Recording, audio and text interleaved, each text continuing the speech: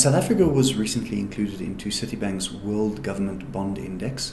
This is an index which is similar to, for example, the All Bond Index in South Africa, which is used as a benchmark for pension funds around the world on how they've performed in their bond investments. The World Government Bond Index basically has, of Citibank, or WGBI as we refer to it, has got 23 countries now that South Africa has been included, most of which are developed markets. And that is probably the most important bit for South Africa, is that the traditional user of the WGBI are investors who would look at developed markets and not at emerging markets. And many of these investors would never have traded a South African bond prior to the inclusion that happened during the last week. Now, in terms of our estimate, there are no official numbers of how many funds are managed against the WGBI, but we think it's in the vicinity of $2 trillion around the world.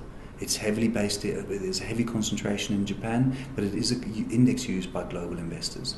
So even though South Africa came in at a very low weight of something like 0.44%, or in fact 0.45% of the overall index, which sounds very small, the net value in the long run of this could be inflows in the vicinity of up to $8 or $7 billion worth of inflows.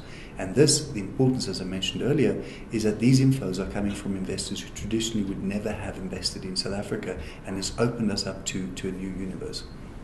The inception happened on the 28th of September at 5 p.m. That's when South Africa got formally included in the index.